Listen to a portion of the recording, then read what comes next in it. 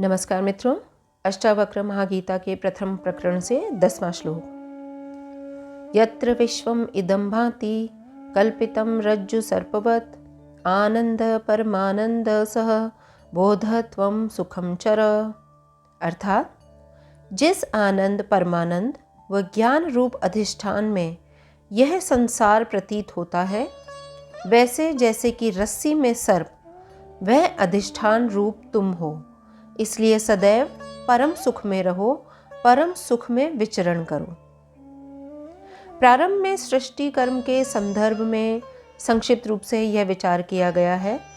किस क्रम में पंच महाभूतों की सृष्टि हुई, उससे किस प्रकार स्थूल व सूक्ष्म संसार बना, इसकी जानकारी के लिए जिज्ञासु को चाहिए कि वह वेदांत के प्रक्रिया ग्रंथों का स्वाध्याय करे या फिर भागवत पुराण को भी पढ़ सकता है, जिसमें यह सारा वर्णन दिया गया है।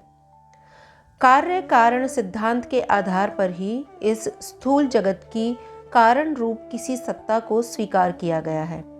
उसे कोई ईश्वर कहता है, कोई अल्लाह कहता है, कोई गॉड कहता है। नाम कोई भी दिया गया हो, कॉन्सेप्ट सेम ही है। वेदांत ग्रंथों ने इस संदर्भ में काफ़ी गंभीरता से विचार किया है। इस सृष्टि को यदि घट माने तो परमात्मा उसके प्रति कैसा कारण है, कुम्हार की तरह या मिट्टी की तरह? तो कुम्हार चेतन तो है पर व्यापक नहीं, जबकि मिट्टी जड़ है। उससे स्वयं घट रूपी कार्य का निर्माण नहीं हो सकता, लेकिन वह घट रूपी कार्य में व्यापक है। और फिर सबसे बड़ी बात, दोनों को एक दूसरे की अपेक्षा है। यदि दोनों ना हो तो घट का निर्माण नहीं हो सकता।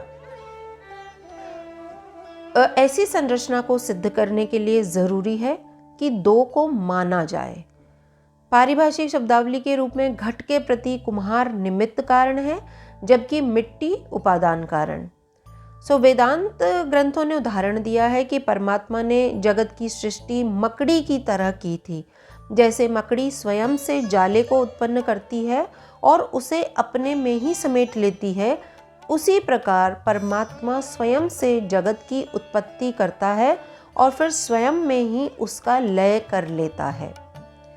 वेदांत ग्रंथों में परमात्मा यानी ब्रह्म को जगत के प्रति अभिन्न निमित्त उत्पादन कारण स्वीकारा गया है।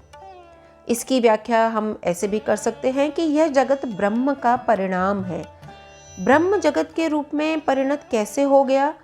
उसी तरह जैसे दूध को खट्टा लगाकर दही के रूप में परिणत कर दिया गया, तो वही दूध दही बन गया, मगर अब दही दूध वापस नहीं बन सकता। जगत यदि ब्रह्म का परिणाम है तो जगत से ब्रह्म रूप होना संभव नहीं है। तो हमें ये समझना बहुत ज़रूरी है यहाँ पर कि बिल्कुल उसी तरह जैसे दही फिर से दूध नहीं बन सकता, तो हम जगत के होकर के फिर से ब्रह्म स्वरूप में नहीं जा सकते, ब्रह्म के उस अंश से एकाकार नहीं हो सकते। महर्षि ने इन दोनों से अलग जगत के स्वरूप को देखने की दृष्टि दी। उन्होंने कहा कि रस्सी में सर्प, इस बात को समझने की जरूरत है कि अंधकार और प्रकाश के मिश्रण में भ्रम होता है। पूर्ण अंधकार हो तो भी भ्रम की स्थिति नहीं बनती, क्योंकि तब कुछ दिखाई ही नहीं दे रहा, तो भ्रम किस पर है? और जब सब स्पष्ट दिखाई दे रहा है तो भी भ्रम की स्थिति नहीं बनती। कुछ है पर क्या है, यह स्पष्ट जब नहीं होता तो भ्रम की स्थिति बनती है। संस्कारों के परिणाम स्वरूप जिससे सदृशता महसूस की गई, उसे समझ लिया।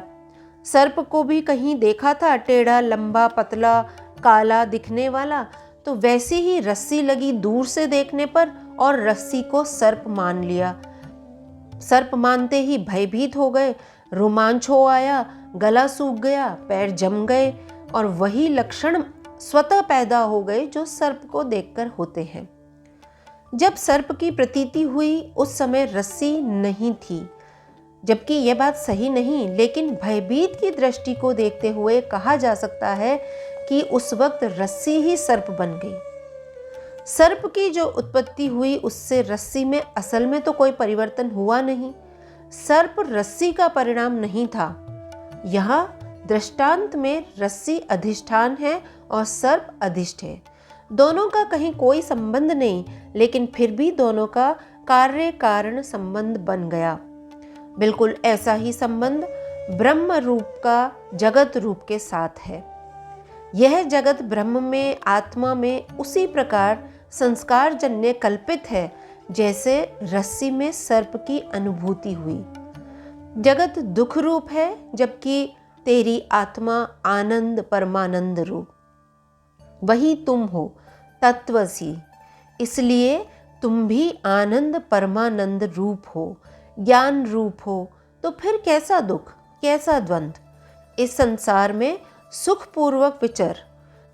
मित्रों, हम सबने ये अक्सर महसूस किया होगा कि हम जो कुछ भी कर रहे होते हैं, चाहे हमारे पारिवारिक जीवन में, चाहे हमारे जीवन यापन के साधन में, उन सब में, मित्रों में, समाज में, सब में कहीं ना कहीं हर कोई हम में से एक आनंद की तलाश में है।